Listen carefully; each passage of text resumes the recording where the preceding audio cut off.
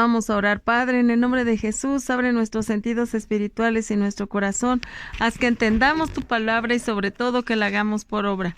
Te pedimos en el nombre de Jesús que traigas nuestros pensamientos y nuestros sentimientos cautivos a tu palabra y a la acción del Espíritu Santo sobre nuestras vidas, y que el demonio no se robe nada que tengamos como un incremento en nuestra espiritualidad. Te lo pedimos por Jesucristo nuestro Señor. Amén. Y que no sea yo, Señor, sino seas tú, hablando a la vida y a los corazones de todos nuestros oyentes. Te lo pedimos por Jesucristo nuestro Señor. Amén. Y les leo el Salmo 27, versículo 1. Dice: Yahvé es mi luz y mi salvación. Es la fortaleza de mi vida. ¿De quién he de atemorizarme? Así es. Él es la luz que nos hace ver nuestra realidad. Realmente vivimos, como les decía, en un cuarto de tinieblas, ¿verdad? Entonces no vemos con claridad y eso nos hace sentir apabullados, llenos de miedo, llenos de desesperanza, intranquilos, con estrés, ¿verdad? Entonces Él es nuestra luz. Cada vez que nos acercamos a Él todo se hace claro y vemos las cosas tal y como deben ser. Y bueno, es mi salvación y la fortaleza de mi vida. Amén. ¿Por qué? Porque sin Él de veras estamos perdidos. Él nos ayuda a tener fuerza, nos ayuda a continuar, Él nos sostiene y aparte Él nos da sanidad y salvación, bendito sea. Y dice: ¿de quién he de atemorizarme? Así es. San Pablo tiene una porción donde dice que ni la muerte, ni la vida, ni los principados, ni lo alto, ni lo profundo, ni el hambre, ni la escasez nos podrán separar del amor de Dios. ¿Sí? Así es. Entonces tenemos que entender que no tenemos que atemorizarnos de nada y Él es nuestra seguridad y descansar en Él. Así es que vamos a alabarle y bendecirle. Señor, gracias porque eres tú la fortaleza de nuestra vida, eres nuestra luz y eres nuestra seguridad, nuestra confianza. Tú nos amas y tras el amor pues se echa fuera todo el temor. Así es que gracias porque nos amas, porque estás con nosotros siempre y porque siempre velas por nuestro bien. Te pedimos todo lo anterior y te damos gracias por todo esto en el nombre de Jesús. Amén. Bueno, entonces estábamos viendo el día de ayer, pues a Daniel y a sus compañeros, ¿verdad? A Ananías, a Misael y a Azarías. Bueno, entonces vemos aquí cómo Daniel tenía un propósito en su corazón. Era un joven igual que sus compañeros en una tierra extraña y su primer desafío era participar de la mesa del rey y contravenir la ley de Dios.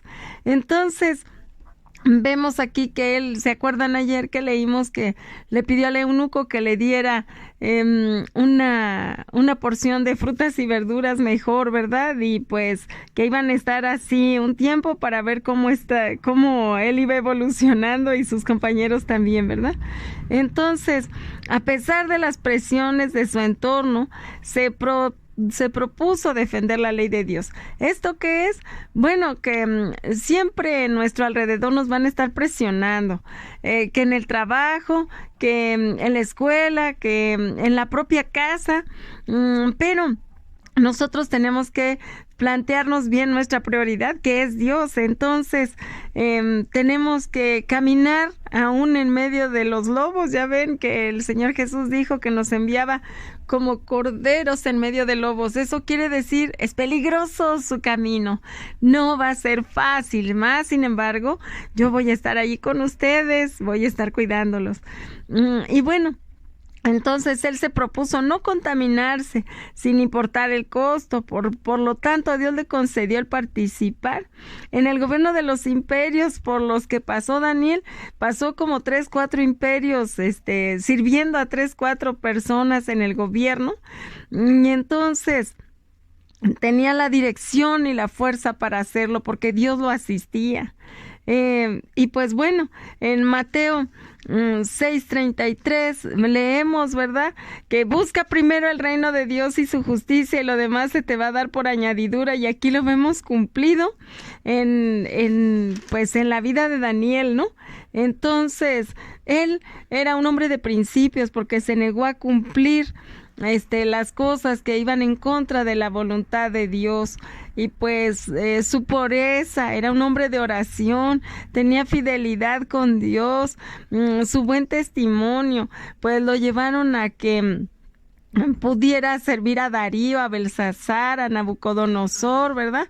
Y entonces vemos que él trabajó pues bastante bien y por tanto lo reconocieron hasta en su propia época los gobiernos de entonces, ¿no? Empezó con Nabucodonosor y pues se siguió hasta cuando fueron sojuzgados los babilonios por los persas. Entonces, realmente esto le ayudó muchísimo, y vemos que nuestra vida también así es. Si nosotros buscamos primero el reino de Dios y su justicia, lo demás se nos va a dar por añadidura, y siendo íntegros, siendo responsables, trabajadores, siendo sobre todo fieles a Dios, híjole, lo demás se viene por añadidura. Y bueno, con relación a sus compañeros, bueno, podemos ver que ellos fueron acusados porque, ¿saben? No quisieron inclinarse y adorar una estatua que había hecho el rey Nabucodonosor. Entonces los acusaron, ¿verdad? Así como, mira, todo mundo se inclina ante tu estatua, pero ellos no. Entonces, miren qué bonito contestaron ellos. Esto se los voy a leer porque es bellísimo. Es el libro de Daniel 3 y dice: Sadrach, Mesach y Abednego respondieron al rey Nabucodonosor diciendo: no es necesario que te respondamos sobre este asunto, cuando les estaban imputando el hecho. Y aquí nuestro Dios, a quien servimos, puede librarnos del horno de fuego ardiendo, y de tu mano, oh rey, nos librará. Y si no, sepas, oh rey, que no serviremos a tus dioses, ni tampoco adoraremos la estatua que has levantado. Fíjense nada más, ellos estaban firmes, totalmente firmes ante las cosas de Dios. Ellos no vacilaron y dijeron: mira, si Dios quiere nos puede librar, pero igual si no nos libra no nos importa, le vamos a servir porque es nuestro Dios. Entonces vemos que tienen una convicción bastante fuerte, ¿verdad?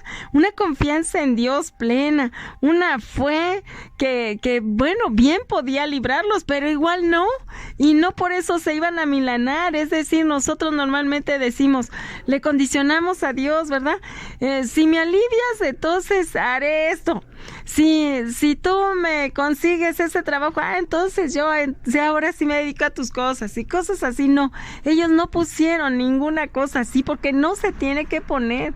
Uno tiene que ser fiel a Dios a pesar de todo lo que se nos venga en contra. ¿Por qué? Es nuestro Dios y Él sabe. Y ya les he dicho muchas veces, nosotros nos pasan cosas, vivimos situaciones que van más allá de lo que nosotros desearíamos, sino que se nos hacen pesadas, se nos hacen como que no podemos vivirlas, se nos hacen incómodas, no las queremos. Entonces, ellos servían a Dios a pesar de que Dios no los sacara del horno, en las buenas y en las malas. Y miren, normalmente ya no estamos acostumbrados a vivir en las buenas y en las malas.